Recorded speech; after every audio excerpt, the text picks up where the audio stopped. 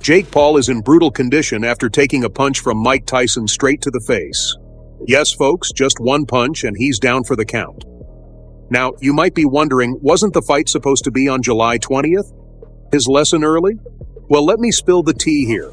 At a press conference in Dallas, Jake just couldn't keep his mouth shut and said to Tyson, "I'll bury you next to your daughter." Oh yeah, he went there. And Jake thought he could walk away and have a nice dinner with his family? Absolutely hilarious. Well, we all knew Jake's pitiful condition was destined and written with a golden pen the moment he decided to mess with Mike Tyson. But now, lying in bed from just one punch has left Jake's confidence and pride face down on the floor. But before we get into how bad Jake's condition is right now, let's explore what made Tyson break the rules and shut Jake up so hard.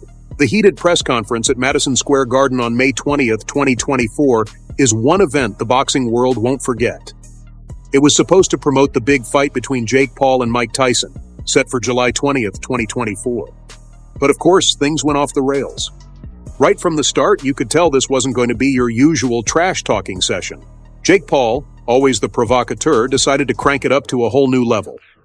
The tension was thick, and Jake's words were designed to cut deep. He started with this bold promise. Promise to the people is on July 20th, Mike will be put to sleep and he will feel my power and I will go down as the man who put Tyson to sleep for the last time. Not just trash talk, folks, it was like a mouse giving a death threat to a lion. The room was buzzing, but Jake didn't stop there. He went straight for Tyson's heart, making deeply personal and offensive remarks about Tyson's family and his late trainer, Cus D'Amato. Jake crossed the ultimate line when he said Cus D'Amato's legacy is overrated. He couldn't even protect his own. And look where you are now, Mike. Wasn't he supposed to make you invincible? The room went silent and Tyson's face twisted with rage. Those words didn't just sting, they ripped open old wounds. The atmosphere was now supercharged. Jake continued to poke the bear, mocking Tyson's deceased child. This attack was beyond the pale and everyone could feel the shift. The air was electric, and everyone knew something big was about to go down. Because it wasn't some random taunt, instead he said, "Even your own blood couldn't survive your shadow, Mike. What kind of father does that make you?" And then it happened. Tyson's reaction was immediate and explosive. The anger and pain in his eyes were crystal clear. The room, packed with media and spectators, held its breath. So when I say Jake can't see with one eye or speak with his twisted jaw, you're probably wondering just how hard Tyson punched him.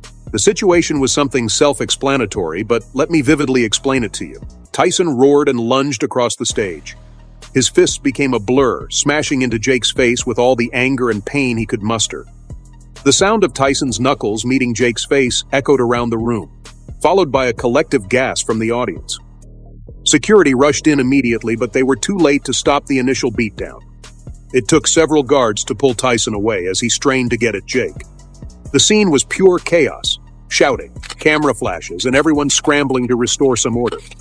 After the dust settled, there was Jake Paul on the ground looking like he'd been run over by a truck. His once cocky smile was gone, replaced by shock and pain. Blood trickled from a cut above his eye, and his face started swelling up like a balloon. People in the room said it felt like a flashback to Tyson's brutal knockouts from back in the day.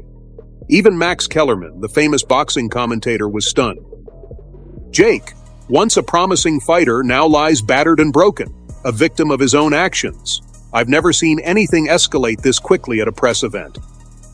The boxing community was buzzing after this incident. Evander Holyfield, Tyson's old rival and current friend, chimed in, "Mike's temper is legendary, but this was a side of him I hoped was in the past. Jake Paul pushed him too far, and now we see the consequences." Jake's injuries were no joke. He had multiple facial fractures, a broken nose, and a shattered cheekbone. Doctors said he'd need surgery to fix the damage. His team put out a statement saying, "Jake is recovering, but the extent of his injuries means he will need time to heal. We are considering our options regarding the upcoming fight." The attack's severity had immediate fallout.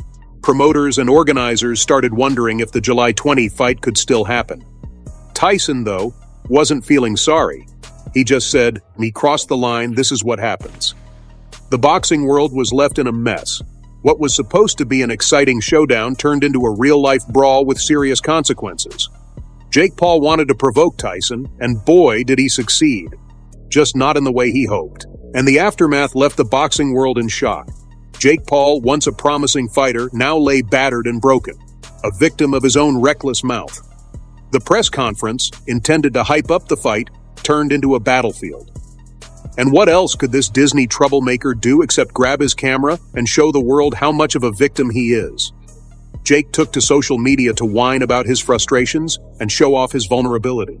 Literally had to pay them a lot of money for no reason. And I'm like, it just pisses me off. He ranted during a live stream, his voice shaking with a mix of anger and sadness. Quite the change from the cocky attitude he had at the press conference. Then, to make things even juicier, Jake started claiming he had fake injuries. He posted videos of himself with a cast and bandages, saying he was seriously hurt from the attack. But those claims quickly fell apart. In one video, he said, "I dislodged my shoulder lifting up a gym boulder in one of my spars. It hurts, man, and the doctor said I can't fight in this state." Yeah, because lifting boulders in a sparring session sounds totally believable. People had mixed reactions. Some fans felt sorry for Jake, thinking he was just a victim of Tyson's uncontrollable rage. "Jake was out of line, but no one deserves to be beaten like that," tweeted one fan, capturing the feelings of those who thought Jake got more than he deserved. But a lot of the boxing community and fans were on Tyson's side. They thought Jake's big mouth earned him every punch he got. Jake Paul promptly retracted his statement, realizing the absurdity of challenging a legend like Tyson, said sports analyst Stephen A. Smith. Most people in this camp felt Jake had crossed a line and got exactly what was coming to him. Jake's public rants and videos only added fuel to the fire. His emotional outbursts, combined with the sketchy nature of his injury claims, made people even more divided. Videos of Jake breaking down, visibly upset and frustrated, spread like wildfire. He was seen saying, "I don't know how this got so out of hand. I just wanted to hype the fight, not end up in the hospital."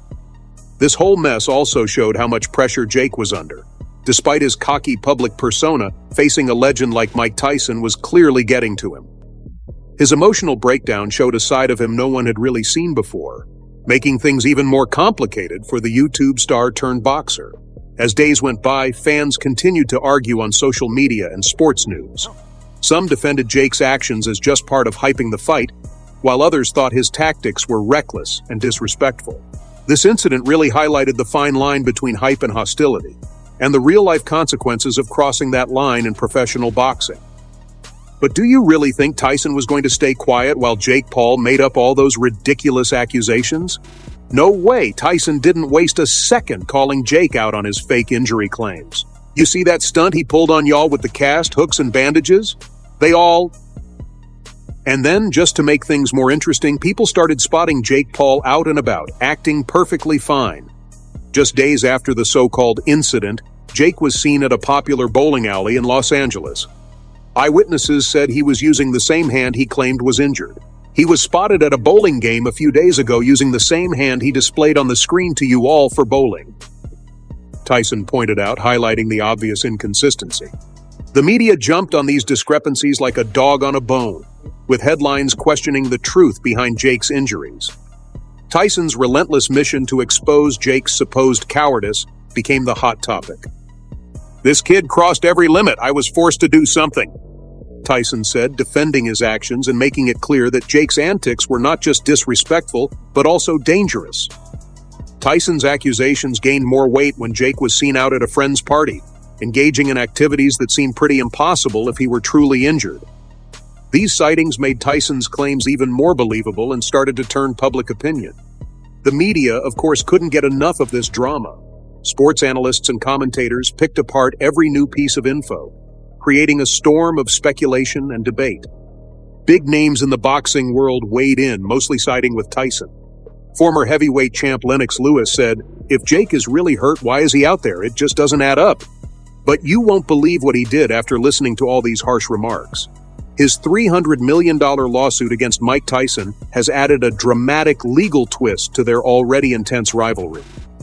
Filed on May 25, 2024 in the New York Supreme Court, Paul's lawsuit accuses Tyson of aggression and making life-threatening remarks. "Tyson went way overboard. He threatened my life."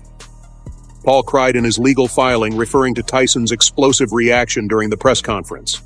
The legal battle from both sides has been intense and all over the news. Paul's legal team claims that Tyson's actions were not just physically harmful, but also amounted to criminal threats. They argue that the press conference left Paul with severe emotional distress and physical injuries, which they say have been verified by medical professionals. Tyson's defense, on the other hand, is calling out Paul's claims as exaggerated and ridiculous. "This whole thing is a joke. They think a lawsuit and a couple of scratches are going to scare me off."